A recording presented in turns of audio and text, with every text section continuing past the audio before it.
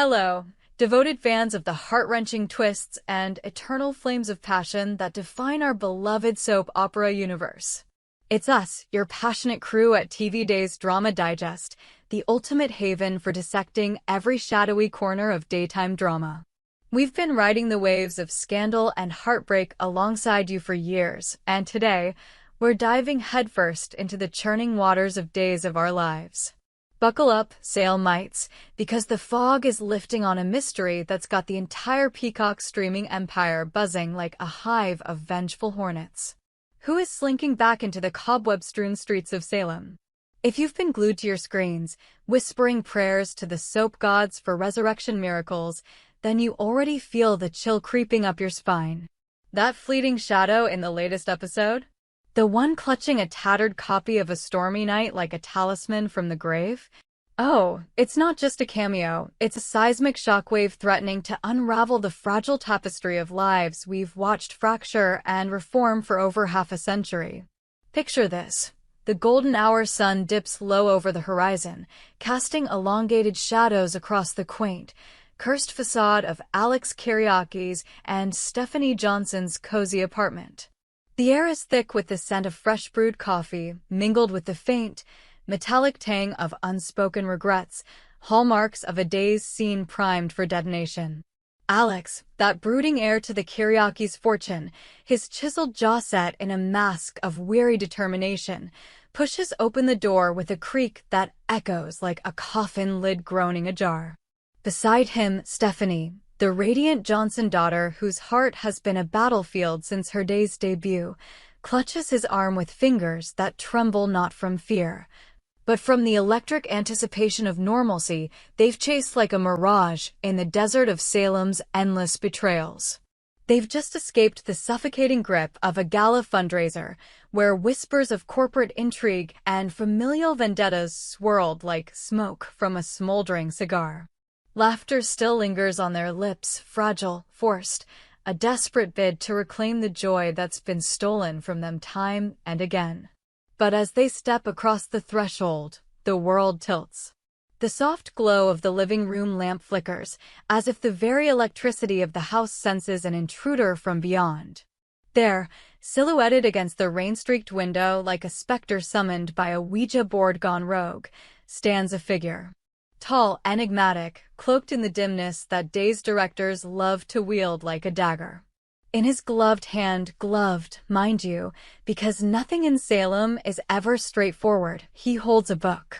Not just any book, but A Stormy Night, that dog-eared tome of gothic romance and whispered secrets, a prop so laden with subtext it could anchor a cruise ship of plot lines.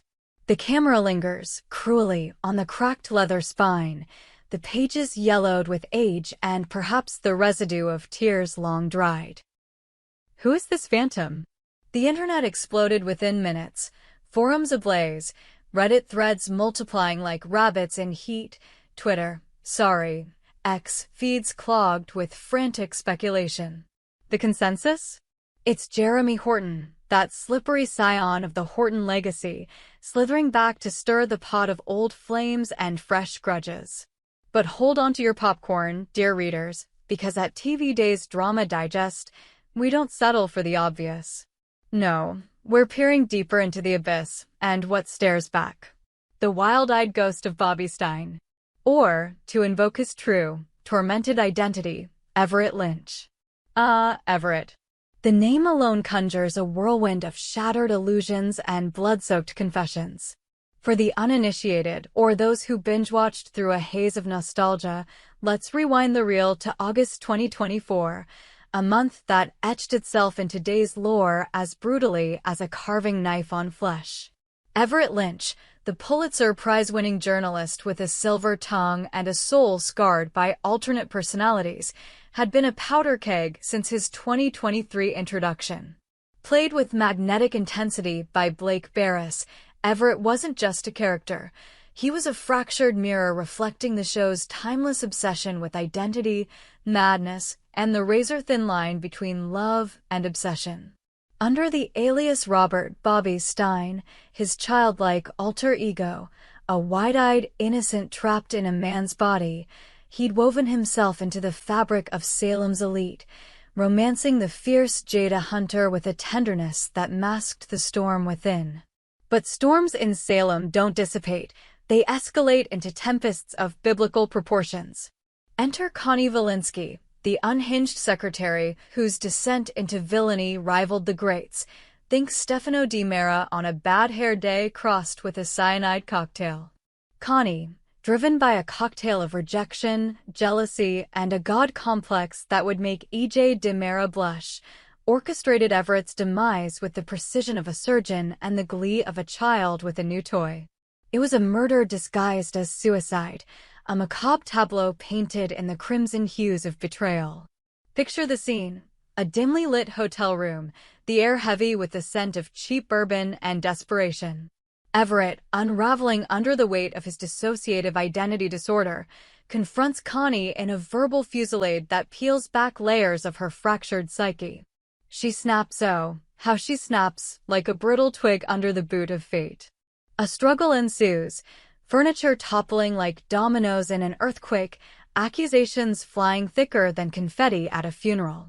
And then, the fatal plunge. Connie, in a frenzy of self-preservation, shoves Everett toward the balcony, his body crumpling over the railing in a slow-motion ballet of horror.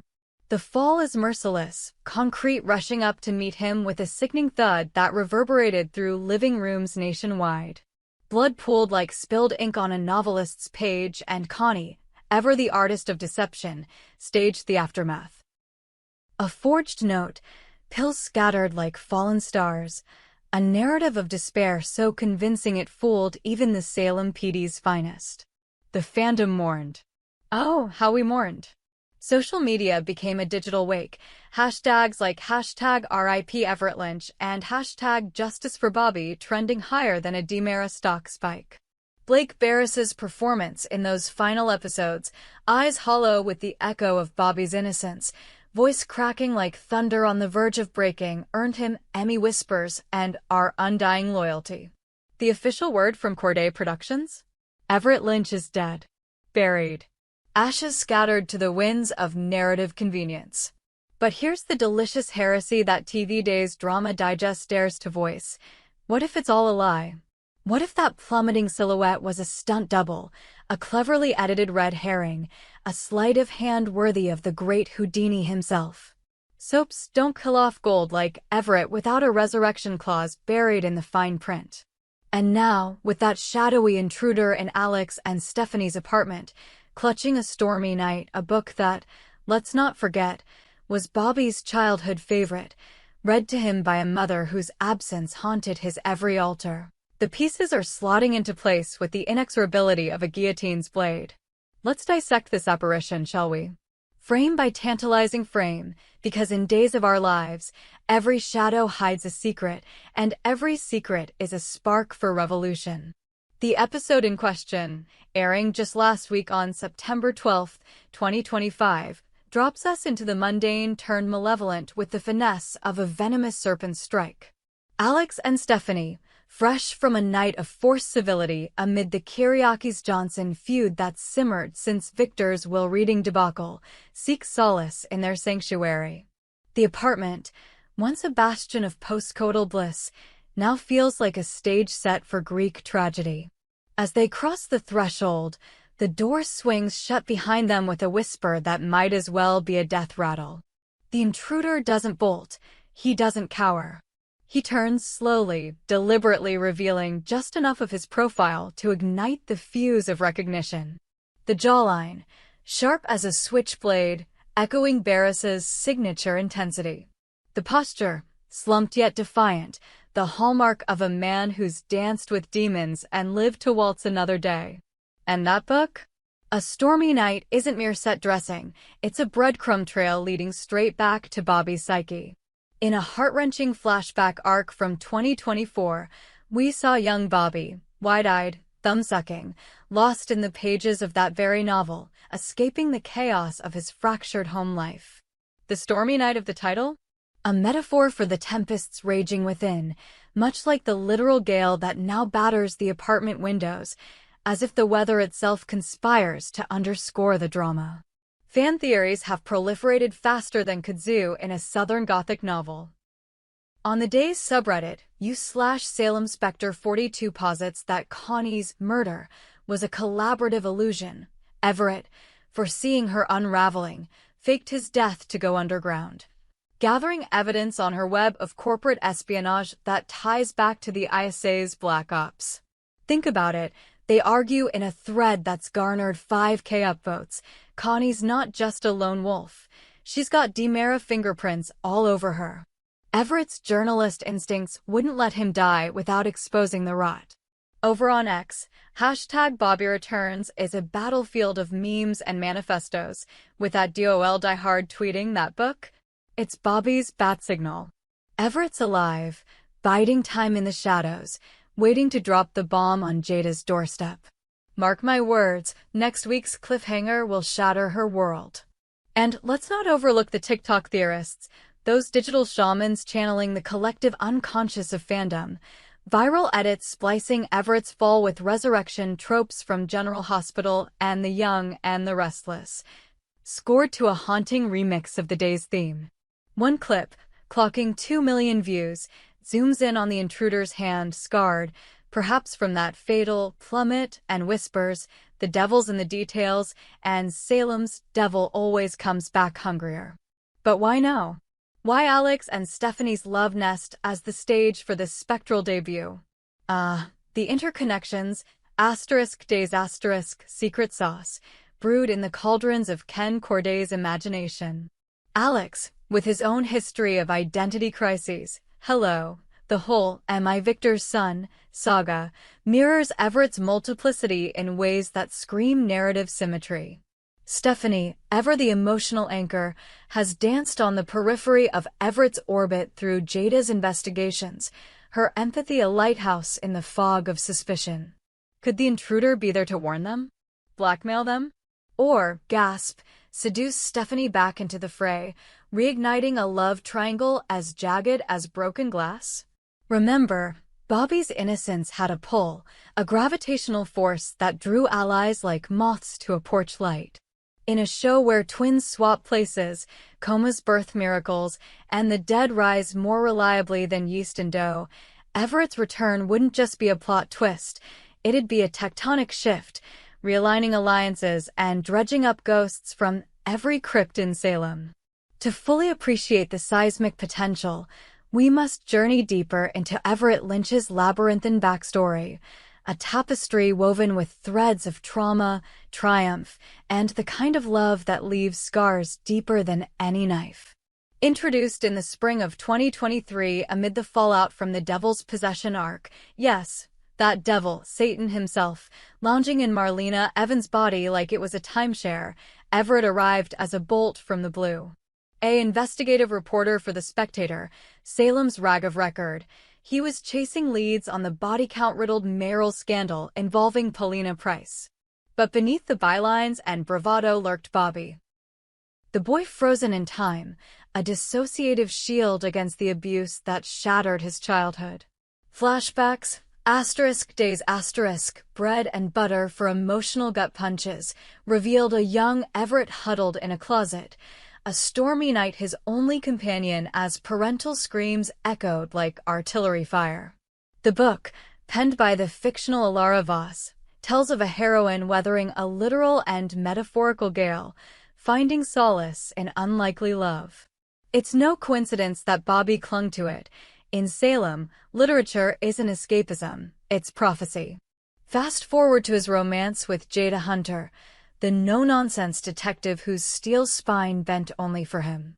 Their courtship was poetry in motion, stolen kisses in the PD's evidence room, late-night stakeouts dissolving into confessions under starlit skies. Jada saw Everett's fractures not as flaws, but as facets of a diamond forged in fire.